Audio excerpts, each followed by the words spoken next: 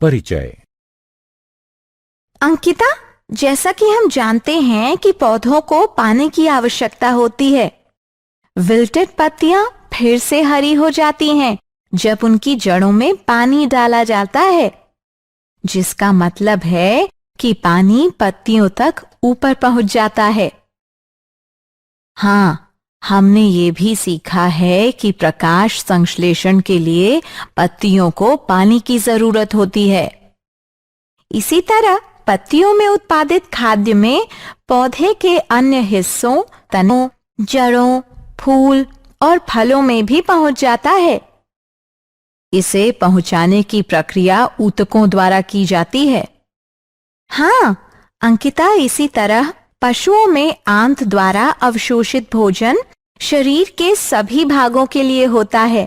फेफड़ों में अवशोषित ऑक्सीजन शरीर की हर कोशिका तक पहुंचती है।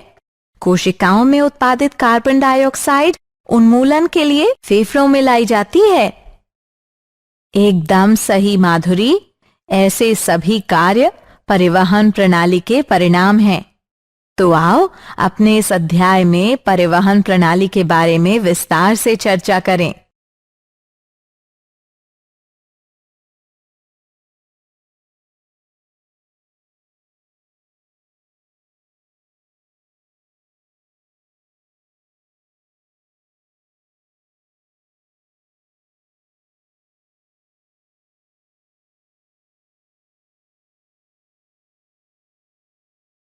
उद्देश्य। इस पाठ के अंत में आप निम्न करने में सक्षम हो जाएंगे: पौधों और पशुओं की जरूरतों के परिवहन की प्रणाली जानना, अणुओं जैसे के प्रसार की गति के तंत्र का पता लगाना, असमस और सक्रिय परिवहन को समझना, पहुंच के जरिए रक्त की महत्ता को समझना, मानव हृदय की संरचना और कार्य को जानना, रक्त की संरचना को समझना, धमनियों, शिराओं और केशिकाओं को समझना, प्रमुख रक्त समूह और ब्लड ट्रांसफ्यूजन के समूह के मिलान को समझना, संचार प्रणाली के विकारों का पता लगाना, पौधों में जाइलम और फ्लोएम की संरचना और कार्य का पता लगाना, अणुओं की गतियों के लिए तंत्र, अणुओं की गति कोशिका के अंदर या बाहर उसे संक्रमित करती है। कोशिका झिल्ली चुने हुए पदार्थों का पारगम्य है, जिसका अर्थ है कि यह कुछ अणुओं के प्रवेश और निकास की ही अनुमति देता है। अणुओं की गति जगह लेता है प्रसार, असमस और सक्रिय परिवहन। प्रसार कणों या अणुओं की गति है जो एक क्षेत्र से अपनी उच्च एकाग्रता के एक क्षेत्र के लिए कम एकाग्रता को पहुंचाती है। उदाहरणार्थ, श्वसन के दौरान फेफड़ों में ऑक्सीजन भरी हवा उच्च रक्त नलिकाओं में एकाग्रता से चलती हैं, जो उनमें ऑक्सीजन की कम एकाग्रता के होने पर गतिशील होती हैं। असमस एक गति होती है जिसमें पानी के अणु एक क्षेत्र से ज्यादा पानी के अणुओं के क्षेत्र में कम पानी के अणु वाले क्षेत्र में पहुंच जाते हैं, जब उनको सेमी परमिबिल मेम्ब्रेन से अलग किया जाता है। सेमी परमिबिल मेम्ब्रेन का अर्थ एक मेम्ब्रेन यानी झिल्ली से है जो कुछ अणुओं जैसे पानी के अणु के माध्यम से गुजारते हैं, लेकिन कुछ अन्य बड़े अणुओं के लिए नहीं। प्रसार या असमस के दौरान कोई ऊर्जा खर्च नहीं होती है। सक्रिय परिवहन अणुओं की गति होती है जो एकाग्रता ढाल के खिलाफ होते हैं, जो ऐसे क्षेत्र से जहां पर एक क्षेत्र से दूसरे क्षेत्र में उच्च एकाग्रता वाली जगह पर पहुंचाता है। सक्रिय परिवहन में ऊर्जा की आवश्यकता होती है।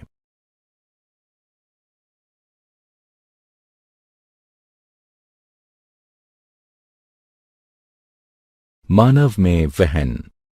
अधिकतर पशुओं के शरीर में पदार्थ को रक्त के जरिए एक भाग से दूसरे भाग में ले जाया जाता है। इस प्रकार रक्त परिवहन के लिए ऊतक है और पूरे शरीर में पहुंचता है।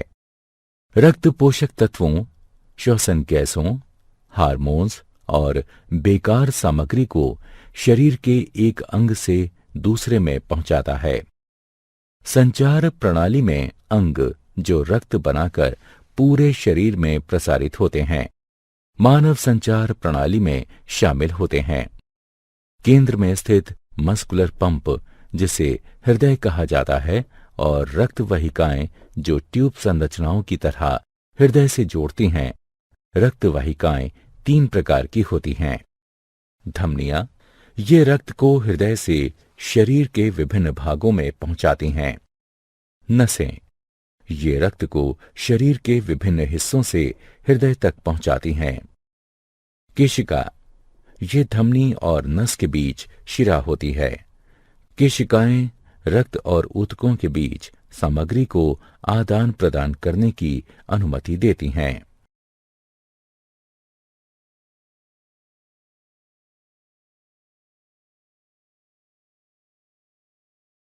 मानव हृदय संरचना।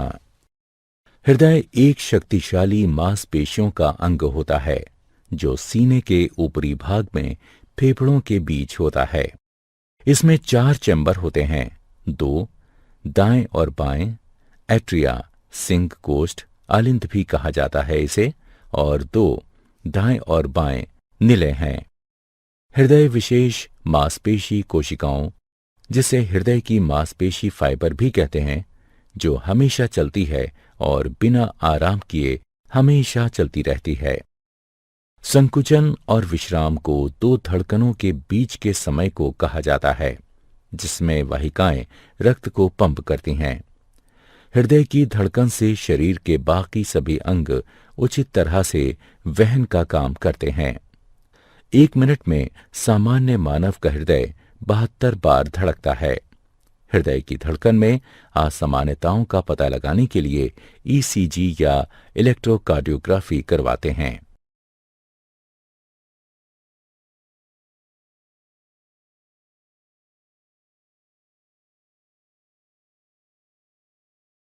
मानव हृदय के कार्य। अशुद्ध रक्त में ऑक्सीजन कम होती है और कार्बन डाइऑक्साइड अधिक होती है, और शुद्ध रक्त में पूर्ण ऑक्सीजन होती है। एक बड़ी नस शिरा नसों के माध्यम से अशुद्ध या विऑक्सीजनित रक्त को शरीर के सभी हिस्सों से इकट्ठा करती है और दायां आलिंद को खाली कर देती है। फेफड़ों से एक ही समय में नस में बायां आलिंद ऑक्सीजन से रक्त लाता है।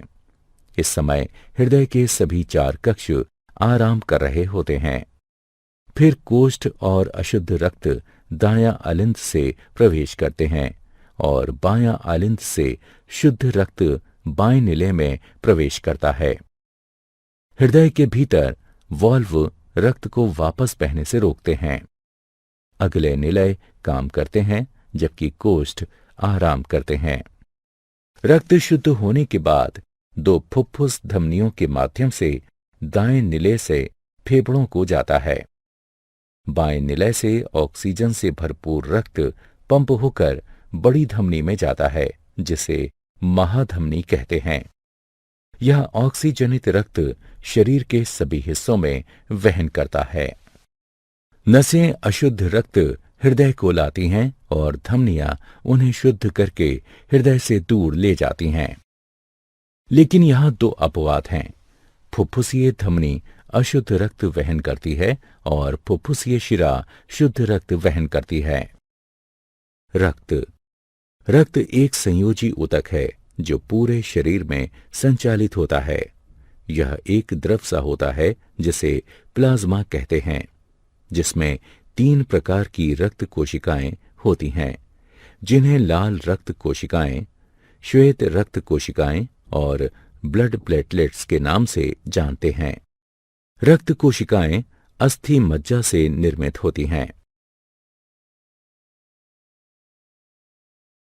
लाल रक्त कोशिकाएं आरबीसी या एरिथ्रोसाइटस, ये आकार में गोल और एक लाल रंग की हीमोग्लोबिन नामक वर्णक होते हैं। लाल रक्त कोशिकाओं में कोई नाभिक नहीं होते हैं। आरबीसी ऑक्सीजन को ऊतकों तक ले जाते हैं और फिर वापस कार्बन डाइऑक्साइड ऊतकों से लेते हैं। करीब 5 मिलियन mm³ एरिथ्रोसाइटस रक्त परिसंचारी में होते हैं। श्वेत रक्त कोशिकाएं WBC या ल्यूकोसाइटस। चूंकि ये कोई रंग द्रव नहीं ले जाते, इसलिए इन्हें रंगहीन WBC कहते हैं, जो अनियमित आकार के होते हैं। परिसंचारी खून में 5000 से 7000 mm³ WBC उपलब्ध होते हैं। ये शरीर को संक्रमण से बचाती हैं, जो रोगाणु या एंटीबॉडी बनाने वालों को खा जाती हैं। ब्लड प्लेटलेट्स यानी थ्रोम्बोसाइटस। ये कोशिकाओं के बहुत छोटे टुकड़े होते हैं। इनमें कोई नाभिक नहीं होता। ये रक्त के थक्का बनने में भाग लेते हैं। रक्त के कार्य। रक्त पोषक तत्वों, ऑक्सीजन, कार्बन डाइऑक्साइड, हार्मोन्स और बेकार सामग्री शरीर की जरूरत के हिसाब से वहन करता है। कुछ दवाएं भी शरीर में रक्त के माध्यम से दी जाती हैं। लसिका। लसिका भी एक संचार तरल पदार्थ है और लसिका वाहिकाओं में बहती हैं। ये हल्के पीले रंग की होती हैं। ये हमेशा ऊतकों में एक ही दिशा से हृदय तक पहुंचती हैं। कोशिकाओं को लिम्फोसाइट कहते हैं, जिनमें लसिका होती है और शरीर को संक्रमित होने से बचाती है। लसिका आंत से शरीर के अन्य भागों में पचा वसा वहन करती है। यह प्रोटीन और तरल पदार्थ को ऊतकों से वापस कर देती हैं। रक्तदाब। रुधिर वाहिकाओं की भित्ति के विरुद्ध जो दाब लगता है, उसे रक्तदाब कहते हैं। यह दाब शिराओं की अपेक्षा धमनियों में बहुत अधिक होता है। धमनी के अंदर रुधिर का दाब निलय संकुचन के दौरान प्रकुंचन यानी संकुचन दाब तथा निलय अनुशिथिलन के दौरान धमनी के अंदर का दाब अनुशिथिलन दाब कहलाता है। सामान्य प्रकुंचन दाब लगभग 120 mmHg यानी पारा तथा अनुशिथिलन दाब लगभग 80 mmHg यानी पारा होता है। रक्तदाब को जिस उपकरण से मापते हैं, उसे रक्तदाब मापी यानी स्फाइगोमोमैनोमीटर कहते हैं। उच्च रक्तदाब को हाइपरटेंशन भी कहते हैं और इसकी वजह से रक्त के प्रवाह में बड़ा अवरोध हो जाता है और रक्त का प्रवाह नहीं हो पाता। इससे एक धमनी और आंतरिक रक्तस्राव का खतरा हो सकता है। संचार प्रणाली से संबंधित विकार। हृदयाघात जैसे अन्य अंगों, हृदय को भी भोजन और ऑक्सीजन की आवश्यकता होती है।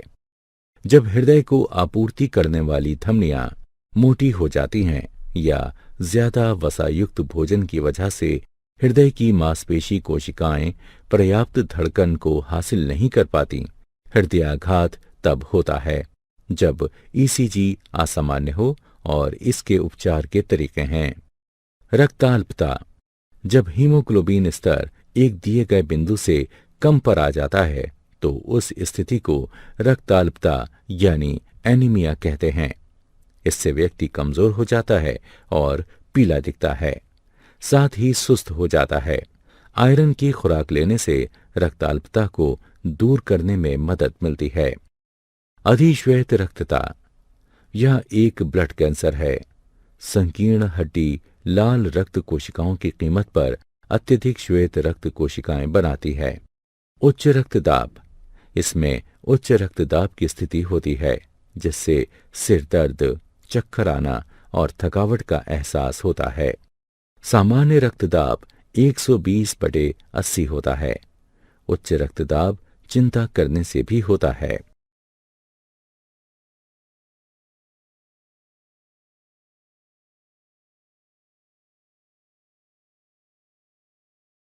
पादपों में परिवहन। पानी का परिवहन पादपों की जड़ों को पानी और खनिज मृदा से हासिल होता है। हमने पहले भी सीखा है कि पानी जड़ों से पत्तियों को ऊतकों जाइलम और फ्लोएम द्वारा प्रकाश संश्लेषण की क्रिया से उनकी आवश्यकता की पूर्ति करता है। ट्रेकीट और वाहिकाओं, जो जाइलम की निर्जीव कोशिकाएं होती हैं, पानी को जड़ से लेकर मृदा से पत्तियों तक पहुंचाती हैं। खाद्य सामग्री का परिवहन पादप के अन्य भागों में पत्तियों से पहुंचता है, उसे ट्रांसलोकेशन कहते हैं। यह सामग्री फल, स्टेम या जड़ों में संग्रहित की जा सकती है। जल का परिवहन। पानी और खनिजों को जब ऊंचाई की ओर गुरुत्वाकर्षण के विरुद्ध चढ़ाना होता है तो ऐसा वाष्पोत्सर्जन के द्वारा होता है। वाष्पोत्सर्जन एक प्रक्रिया है जिसमें पानी वाष्प के रूप में पत्ती की सतह से जाता है, जिसे रंध्र कहते हैं। इससे जल अनवरत गति से जड़ के जाइलम में जाता है और जल के स्तंभ का निर्माण करता है।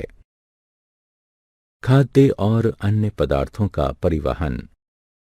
खाद्य सामग्री शुगर्स और पत्तियों में संश्लेषित अन्य खाद्य अणु परिवहन फ्लोएम के माध्यम से पादप के अन्य भागों में पहुंचते हैं। चलनी ट्यूब फ्लोएम की जीवित कोशिकाएं होती हैं जो भोजन का परिवहन करती हैं। क्रियाकलाप।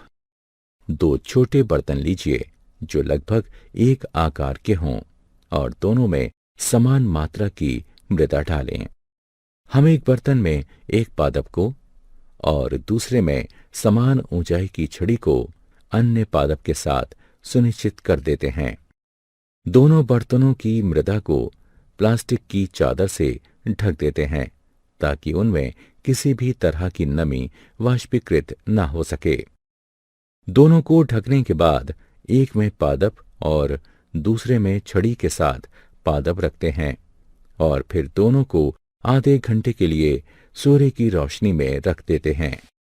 पादप वाले बर्तन में पानी की छोटी छोटी बूंदें प्लास्टिक की चादर के अंदर दिखती हैं। ऐसा पत्तियों के पानी और वाष्पोत्सर्जन की ढुलाई के कारण होता है।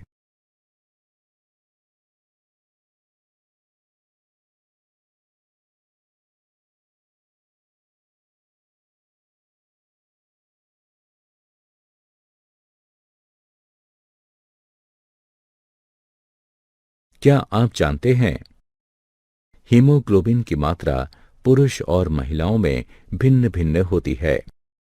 पुरुषों में इसका सामान्य स्तर 14.5 प्लस और माइनस 2 ग्राम प्रतिशत है।